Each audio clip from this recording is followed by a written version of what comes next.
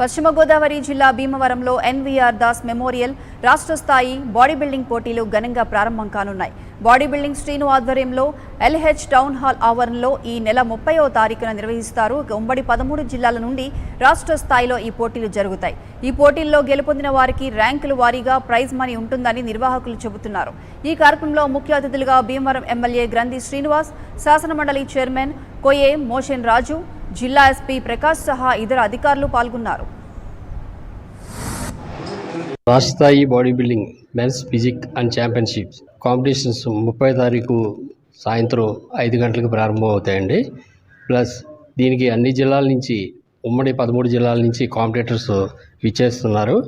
ప్రతి జిల్లా నుంచి సెలక్షన్ చేసి టీంనే ఇక్కడికి ఎన్నుకోబడతాయి. ఎన్నికన్న వాటికి ప్రతి ఒక్కరికి క్యాష్ అవార్డ్స్ ప్లస్ ఏవీ కేటగిరీకి cash awards plus merit, medal, certificate and memento ఇవ్వబడుతుంది. అలాగే ఈ కాంపిటీషన్స్లో నేషనల్స్ ప్లేయర్స్ కూడా పార్టిసిపేషన్ చేస్తున్నారు. ఈ కాంపిటీషన్స్ ప్రజలందరూ వచ్చి వీక్షించి జయప్రదం చేయవలసిందిగా కోరుతున్నాం.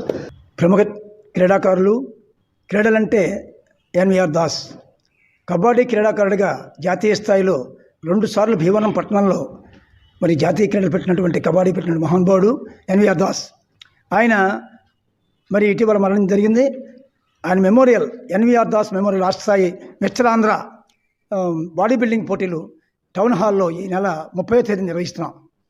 మరి ముఖ్యంగా ఈ పోటీలకు west Godavari body building association వారు బిక్కిన శ్రీనివాసరావు రావడం జరుగుతుంది. పోటీలకు రాష్ట్ర స్థాయి body building men's physique championship 30వ తారీఖున భీమవరం పట్టణంలో ఎల్హెచ్ టౌన్ హాల్ నందు ఈ నెల 30వ తారీఖున పెద్దలు, దాతలు మరి ఈ కార్యక్రమం చేయడానికి నిర్ణయించుకున్నారు. ముఖ్యంగా ఇది ఎన్వీఆర్ దాసు ప్రథమ వర్ధంతి సందర్భంగా ఆయనకి మా గురువుగారు చెప్పినట్టు క్రీడలు అంటే ఎన్వీఆర్ దాసు, బాడీ బిల్డింగ్ అన్నా, కబడ్డీ పోటీలు అన్నా, ఇలాగా సామాజిక పరంగా, ఆర్థిక పరంగా మరియు రాజకీయ పరంగా ఎంతోమందిని సమన్వయం చేసుకుంటూ ఆయనకంటూ ఒక ప్రత్యేకమైన శైలిని ఏర్పాటు చేసుకున్నటువంటి మన ఎన్వీఆర్ దాసు గారు యువతలో ఒక ఆరోగ్యకరమైన వాతావరణం సృష్టించాలని ఎప్పటికప్పుడు ఈ క్రీడల వైపు